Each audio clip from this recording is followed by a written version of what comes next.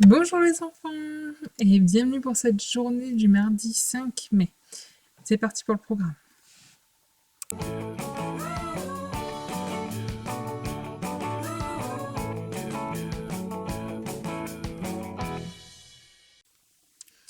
Donc, au programme du jour, tu vas voir, ça ressemble beaucoup au programme d'hier, c'est très ritualisé.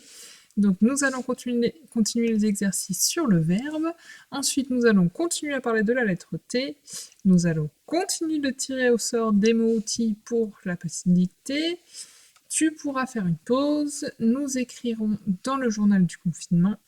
Ensuite, nous ferons des petits rituels et nous continuerons les exercices sur compter de 10 en 10. Je t'ai d'ailleurs prévu une petite vidéo à cette occasion. Et on finira, comme d'habitude, avec la lecture Fluence, puis la lecture d'un Sami ou d'un autre livre, si tu le souhaites. Alors, allons-y.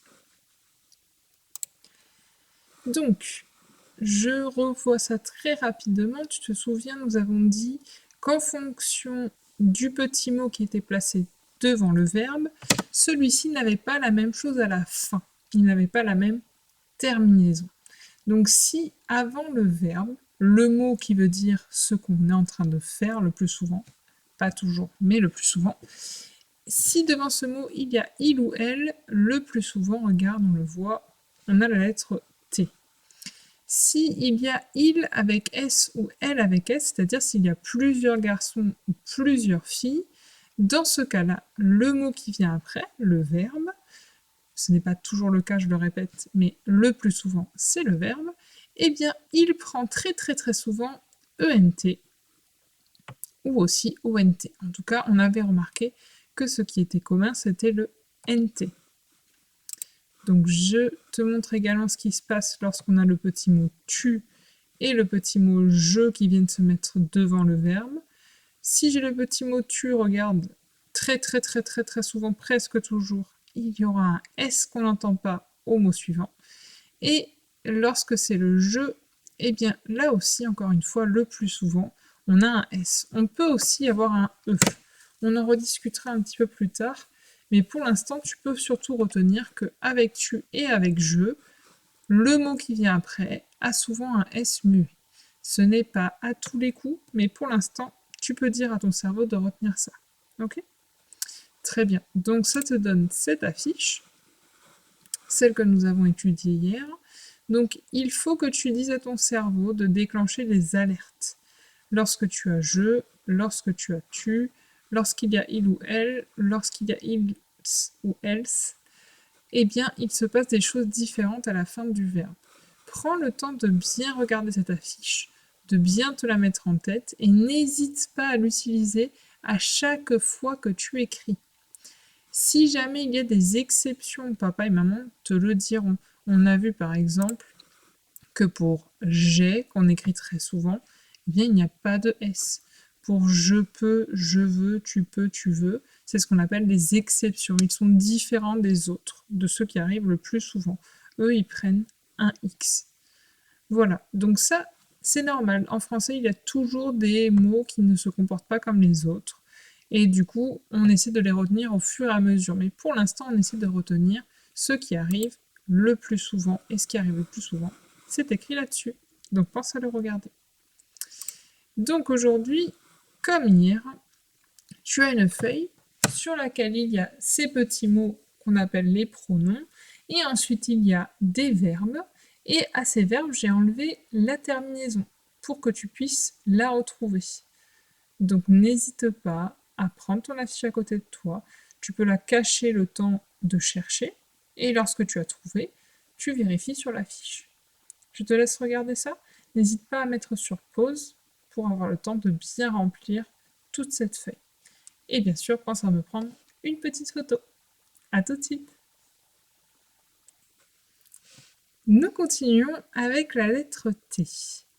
Alors, la lettre T, tu as vu hier qu'elle pouvait avoir plusieurs sons.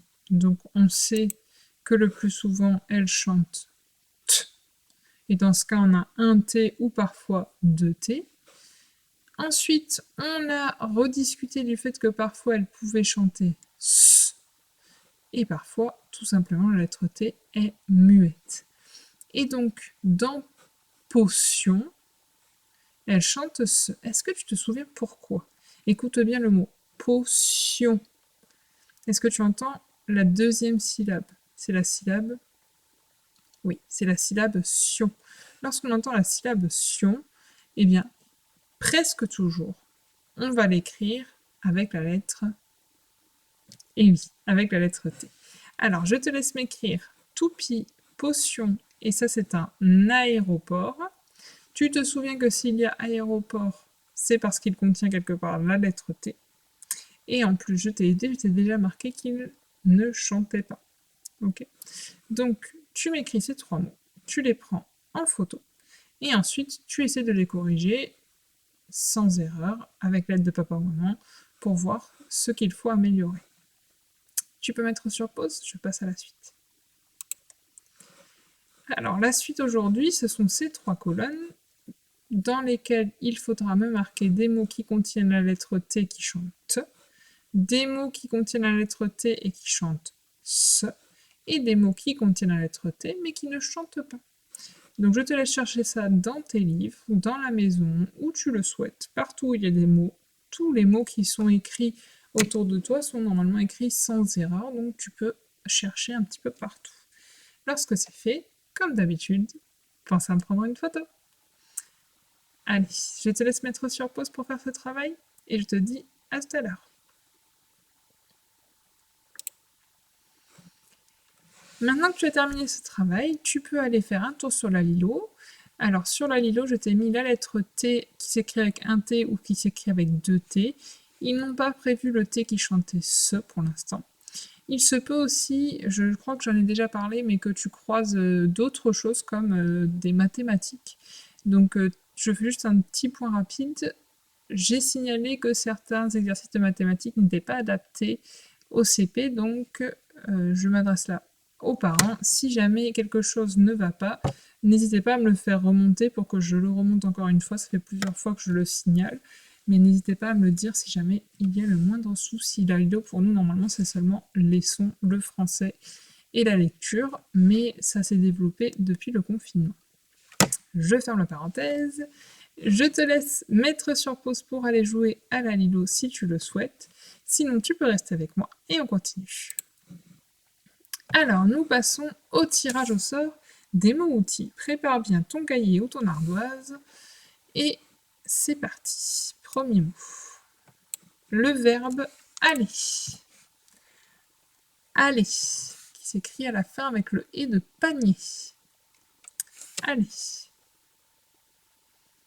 Attention, je vais corriger. Alors, aller, il y a plusieurs choses à en retenir. Il a 2 ailes, et comme tu peux le voir, il a le « et » de panier. Donc celui-ci, il faut bien le mettre dans sa tête. Je pense qu'il est important que tu l'aies vraiment bien dans ta tête. Attention, parfois, je suis allé peut aussi s'écrire avec le « et » de étoile. On expliquera un petit peu plus tard pourquoi et comment. On continue. Attention, on va en trouver une. Ah, le petit mot « O ». Le petit mot « O ». Alors, c'est très simple, hein, c'est le petit mot « O » qui s'écrit comme le « O » de jaune. Et le voici. Je te laisse le corriger au besoin. Et j'en tire un autre sort. Alors, où se cache-t-il dans ma boîte à mots? Hop. Dire. Hop, il disparaît. Dire. Alors, c'est un verbe. Attention, je corrige. Il y a une seule petite chose à retenir, c'est que dire, pour faire chanter le R, prend un E à la fin. Donc pense à ne pas l'oublier, fais bien une photo de ce mot, 4 lettres que tu dois avoir bien en tête. On continue. Alors, est-ce que j'ai trouvé un mot? Il ne doit plus en rester beaucoup. Hop. Mais, le petit mot mais. Alors attention, ici, ce n'est pas « je mets mon manteau », c'est le « mais » lorsqu'on veut dire quelque chose pour lequel on n'est pas tout à fait d'accord avec ce qui précède. Je m'explique par exemple, il est content, mais un peu triste tout de même.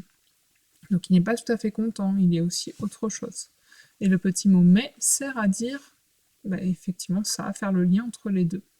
Donc ce petit mot mais là s'écrit toujours de la même façon. Est-ce que tu as retenu comment il s'écrivait? Alors, je te laisse mettre sur pause si tu as besoin de temps, je vais corriger. Alors, ce petit mot mais qui veut dire néanmoins, cependant, eh bien il s'écrit avec le est de maison et il a un S qu'on n'entend pas. Ce n'est pas un S parce qu'il y a le petit mot je ou le petit mot tu avant. Ce n'est pas un S pour dire qu'il y en a plusieurs.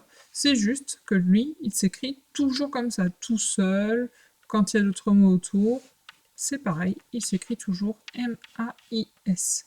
Donc c'est pareil, tu peux en faire une photo et bien mettre ces 4 lettres dans ta tête. Allez, un petit dernier. Est-ce que je vais en trouver un? Hop. Il va. Il va. Alors, attention. Il va, c'est une exception. Il n'a pas la lettre à la fin qu'on met habituellement avec il. Donc, je te laisse l'écrire. Il va. Et on va le corriger. Tu peux mettre sur pause si besoin. Alors, est-ce que tu te souviens, lorsqu'on a le petit mot il, on a bien expliqué que le plus souvent, la lettre qui vient à la fin du mot et qu'on n'entend pas, c'est la lettre T. Oui, c'est la lettre T. Et bien là, en l'occurrence, il n'y en a pas, c'est une exception. Il va s'écrit de la manière la plus simple possible, il et va. Ce sont uniquement les sons que tu entends. Donc celui-ci, c'est pareil, il faut le mettre dans ta tête pour l'écrire de la bonne façon. Encore une fois, il n'y a que 4 lettres. Cette fois-ci, il y a un espace entre les deux. Le petit mot il et le petit mot va. Je te laisse bien la mettre dans ta tête. Si tu as besoin d'un peu plus de temps pour corriger, n'hésite pas à mettre sur pause. Je passe justement à la pause. Alors, je te mets comme d'habitude un petit lien pour aller faire ta pause si tu le souhaites. Et sinon, eh bien, tu peux rester avec moi, on continue. Alors, est-ce que tu as eu le temps de te reposer un peu? Je l'espère. Si tu n'as pas besoin de pause, alors continuons. Nous passons à présent à l'écriture, donc exactement comme hier, je te propose, dans un premier temps, de prendre ton ardoise ou bien ton cahier ou une feuille, de m'écrire une phrase pour me parler de ce que tu as fait durant les vacances, parce qu'en 2 semaines, tu n'as pas eu le temps de tout m'écrire en une fois hier, je pense. Donc tu m'écris une petite phrase. Tu l'écris tout seul, sans aide. Sans l'aide d'une personne, par contre, tu peux l'écrire avec l'aide de nos outils. Tu as la fiche pour les verbes, tu as les mots outils dans ton porte-vue, tu as également le cahier des mots référents. Donc n'hésite pas à te servir de ces outils pour trouver des idées, pour savoir comment te corriger. Et comme ça te permettra d'écrire ta phrase avec moins d'erreurs. Tu peux aussi bien penser, tu dois aussi bien penser, à mettre une majuscule et un point à ta phrase. Lorsque tu as fait tout ça, tu prends une photo. Et si tu le souhaites, tu peux aller écrire ce que tu as noté sur ta feuille ou ton ardoise dans notre drive pour le partager avec les copains dans notre journal de confinement. Je te mets le lien ici, tu peux y aller. J'espère que tout s'est bien passé, que tu as eu le temps d'écrire ta phrase et de la copier peut-être sur le drive. Nous pouvons passer à la suite. Nous allons passer aux mathématiques. Alors pour commencer, je t'ai préparé une petite vidéo, j'ai sélectionné une petite vidéo plutôt, que je t'invite à regarder pour te souvenir comment on fait pour bien compter de 10 en 10. C'est bon pour toi? Elle est juste là. Alors, c'est bon? Tu as bien révisé? Alors c'est parti. Je te propose de commencer par se souvenir comment on fait pour compter le 10 en 10. Donc c'est toi qui vas me dire les réponses et moi je vais les montrer. Tu es prêt? On part de 0 et on va jusqu'à 100 pour compter de 10 en 10. Alors, 0. Ensuite, 10. Ok. Je continue le suivant. Si je rajoute 10, ça me fait 20. Très bien. Je continue, je rajoute 10 encore, ça me fait 30. Et encore 10, ça me fait 40. Et encore 10, ça me fait 5 dizaines, donc 50. Une dizaine de plus, 60. Et alors, les familles qu'on n'a pas encore bien apprises, qu'on a juste entendu quelques fois, on va les faire ensemble. Donc, la famille des 7 dizaines, 70. La famille des 8 dizaines, 80. La famille des 9 dizaines, 90. Et la famille des combien de dizaines, là? Eh oui, tu te souviens, on avait vérifié la famille des 10 dizaines. Et bien, tout simplement, ça fait 100. Allez, on le refait une fois ensemble. 0, 10, 20, 30, 40, 50, 60, 70, 80, 90 et 100. N'hésite pas à repasser ce que je viens de faire pour pouvoir bien le mettre en tête. Ensuite, je te propose un tout petit peu de calcul mental. J'aimerais que tu me trouves des décompositions de 10. Donc là, ce sont les compléments à 10 pour ces deux-là. Ici, ce sont des décompositions avec 3 nombres qui font 10. Et ensuite, tu pourras faire la même chose pour 12. Alors, je te laisse le faire pour 10. N'hésite pas à mettre sur pause parce que j'affiche maintenant celui de 12. Donc c'est pareil, ici tu me trouves des petits calculs qui me permettent d'obtenir au total 12. N'hésite pas à prendre des jetons, des allumettes, quelque chose qui peut t'aider à faire des paquets. Pour savoir, tu prends 12 allumettes et tu regardes, tu essaies de faire 2 paquets avec tes allumettes et tu me notes combien il y a dans chaque paquet. Ok ? Je te laisse mettre sur pause pour faire ça. N'oublie pas de me prendre une photo et moi, je passe à la suite. Alors la suite en l'occurrence, ce sont les exercices de la petite fiche. Donc c'est une fiche qui ressemble à celle d'hier, ce sont des révisions sur je compte de 10 en 10. Donc comme hier, nous allons mettre ensemble les paquets de 10 pour obtenir un nouveau nombre de dizaines. Donc si je prends 10 et encore 10 et encore 10 et encore 10, ça me fait combien de paquets de 10 là? Ça m'en fait 4, effectivement. Et pour indiquer qu'il y a 4 paquets de 10, il faut que j'écrive 4 dizaines. Et en mathématiques, 4 dizaines, tu sais que ça fait... Eh oui, ça fait 40. Donc ici, hop, on va réduire un petit peu cette écriture de programme. Ici, si je fais mon addition de 10 plus 10 et encore 2 paquets de 10 de plus, eh bien ça me fait effectivement 4 paquets de 10 qui s'écrit comme ça, 40. Je te laisse faire la même chose là en dessous, cette fois-ci on a un petit peu plus de paquets de 10. N'hésite pas à mettre sur pause. Et encore une fois ici, tu as 3 calculs avec des dizaines à compter et il faudra me dire combien ça fait en tout.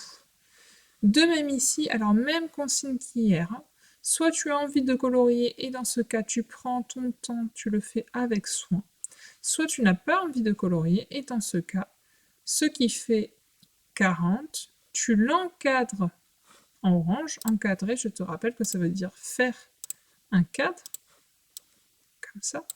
Donc on s'applique quand même, c'est parce qu'on ne colorie pas qu'on le fait n'importe comment. Si tu ne veux pas colorier, tu peux aussi encadrer quand ça fait 50 en bleu et 60 en jaune.